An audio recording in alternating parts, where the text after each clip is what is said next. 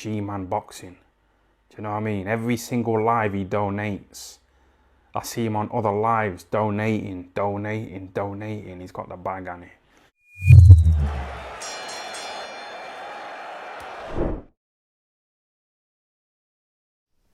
Alright, people. Tyson Fury versus Oleksandr Usyk. I think it's the fight that...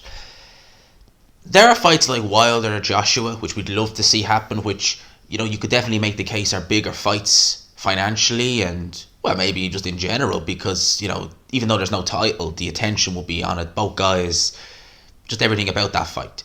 But for me, undisputed is a priority. I want to see Fury versus Usyk for all the marbles. I really want to see it. And a lot of people are questioning, like, Fury win, Usyk win, Fury wins for this, Usyk wins for this. Well, I feel like doing this now in anticipation of the inevitable fight. Excuse me. I'm going to give 3 reasons why each guy beats the other. We will start with 3 reasons why Oleksandr Usyk beats Tyson Fury. And then the next video I do will be 3 reasons why I feel Tyson Fury beats Oleksandr Usyk. But before we get into this, I want you just to have a quick look on screen just there.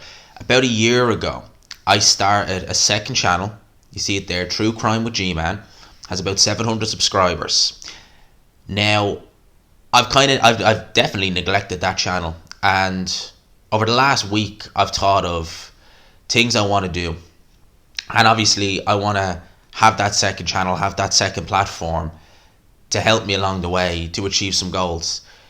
I have already started recording some new stuff for it. I've got plenty of new things in the pipeline as well. I've obviously got a lot of help from some other people in the community who have been just amazing.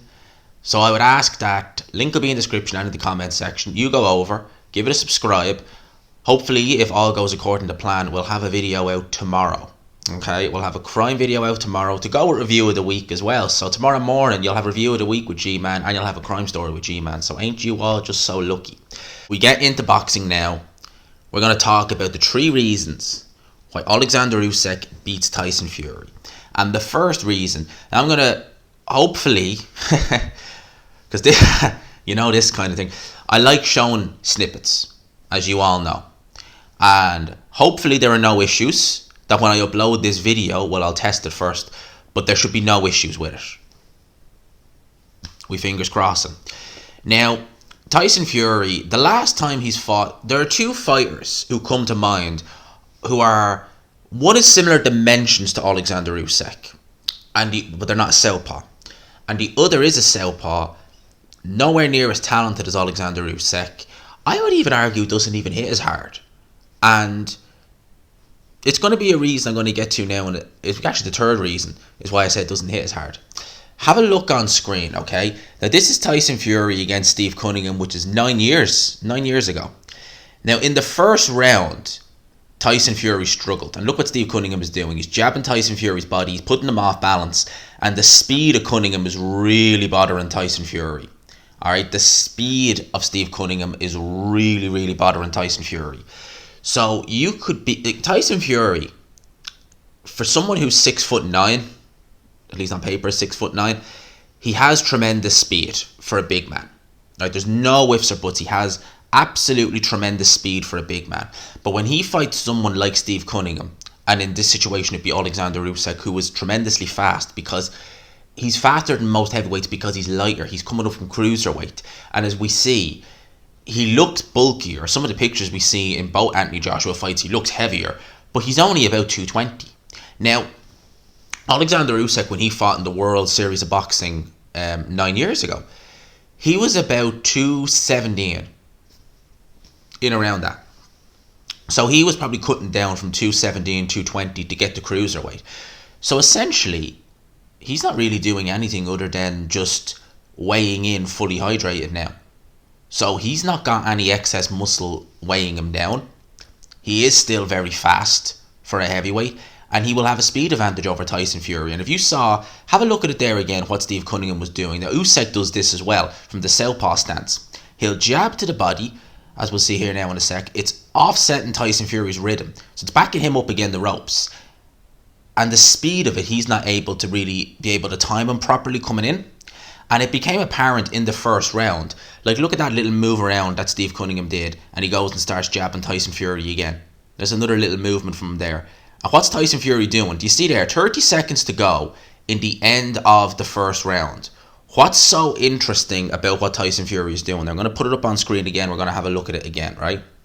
Little move around by Cunningham, right? Jabbing with Fury. And Fury is looking to get his own work done. But what's he doing? He's screaming at Cunningham. He's goading Steve Cunningham in.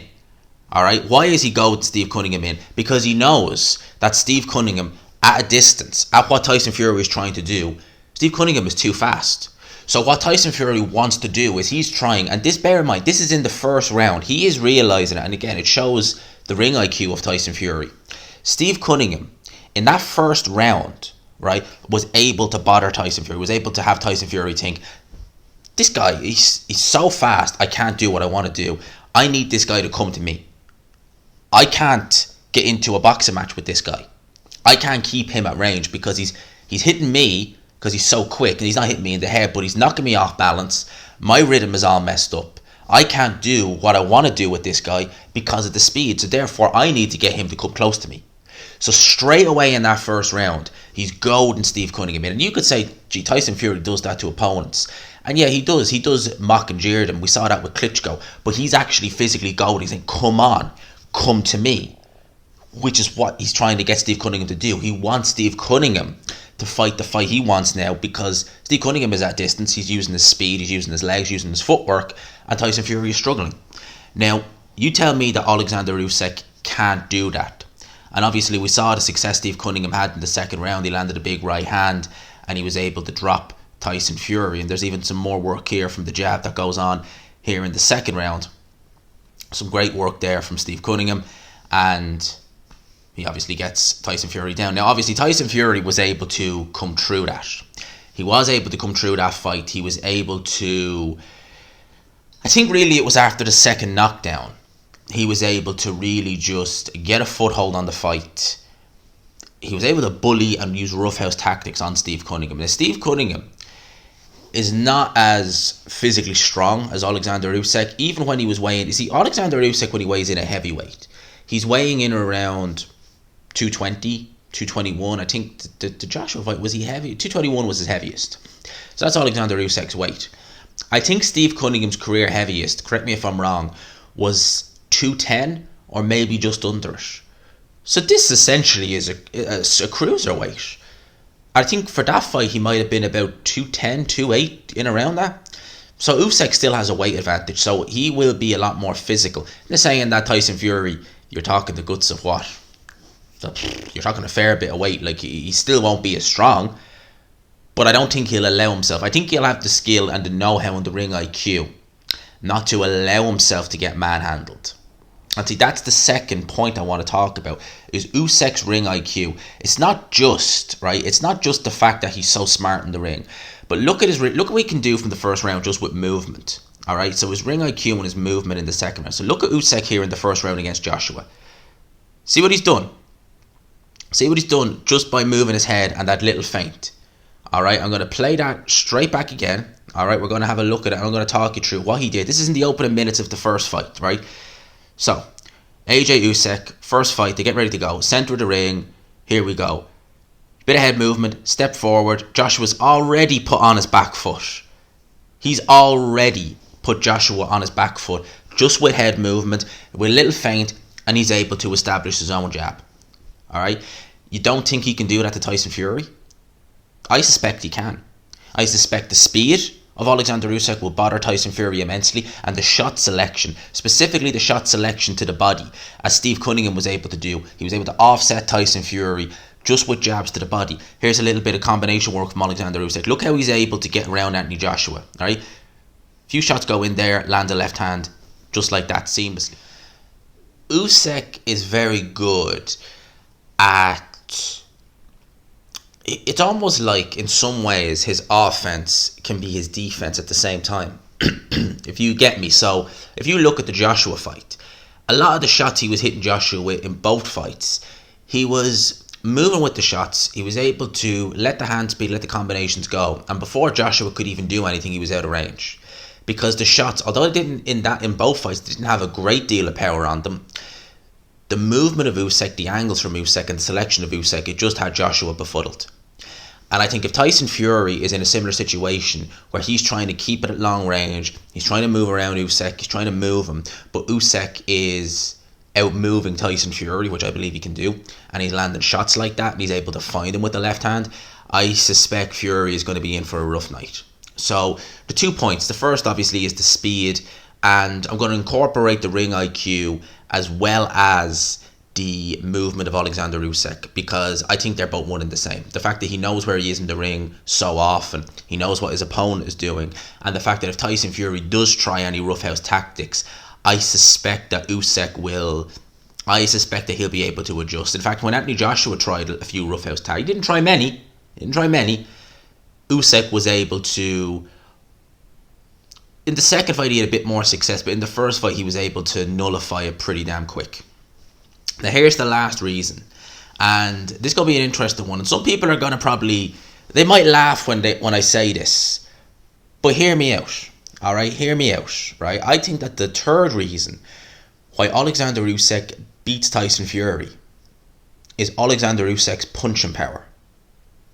And people are going to look at that and say, he's not a puncher at heavyweight. He wasn't even a big puncher at cruiserweight. Okay. Well, are you telling me that Steve Cunningham was a big puncher at cruiserweight? No, he wasn't. Usyk was a much better puncher at cruiserweight than Steve Cunningham ever was. And he's definitely not a big puncher at heavyweight. He was able to drop Tyson Fury. Nevin Pikic was able to drop Tyson Fury. Deontay Wilder could drop anyone, But Tyson Fury's been stunned as well at heavyweight, and he's been stunned by a certain southpaw in the 12th round of a fight that was really tough for him, and that was tougher than a lot of people thought would be. Have a look on screen. Have a look at this. 12th round, him against Valeen. Hands down a little bit by Fury, lazy little jab, boom, left hand goes in. He nods his head. He was hurt. You see it there, and Valeen knows it. Although Valeen knows it, Tyson Fury is hurt, and he's about to grab on there. See there, grabbing straight on in that 12th round. He's cut and he's stunned. He's not in the head to say no, but Tyson Fury is hurt, and Otto Valeen knows it, and he's going in there. He's going in for the kill. He's trying to. Now, Otto Valeen, not really a prolific finisher. In fact, he's not really a finisher at all. He's not a puncher. I would argue, and I'd make a strong argument, that Oleksandr Usyk is a bigger puncher than Otto Valeen. I'd make that strong argument. Valeen does not have good punching power. He really doesn't. I think that if there's one thing you could say about him that he doesn't appear to be punch power. He's more a slashing puncher. He'll cut you up, but he's not going to knock you out. And if you look at that, look at it on screen again there. Look at it on screen again. Fury, bit pitter-patter shots, and Valeen lands a left hand. And Fury is hurt, and he senses it, and he goes for it. And Fury has to grab on. He knows he's been buzzed. And I'm telling you now, Oleksandr Usyk can do that. Oleksandr Usyk hurt Anthony Joshua several times in their first fight. AJ isn't David Price, right? As many people try and make it out, he's got a bad chin. I don't think AJ has a good chin. I don't think he does. I don't think he's got a terrible chin. I think there are fighters, potentially fighters like Dillian Whyte, who maybe even have worse chins than Anthony Joshua, certainly at this point. All right? And Anthony Joshua, is it an iron chin? No, it's not. He could be hurt. But I don't think Tyson Fury has an iron chin either. And at the end of the day, against Dillian Whyte, his chin was never tested. He was never hurt. He was never staggered. He was never even really touched by Dillian Whyte. But Tyson Fury, in many fights, he's been touched. He's been hit. He's been staggered. Deontay Wilder had him down twice in their third fight. And in that fight, it was very interesting. When he was down in that 4th round from the second knockdown, he had that look in his eye, Tyson Fury, of someone who, should I get up? Not that I can't get up. I can. But I wonder if the hunger is still there.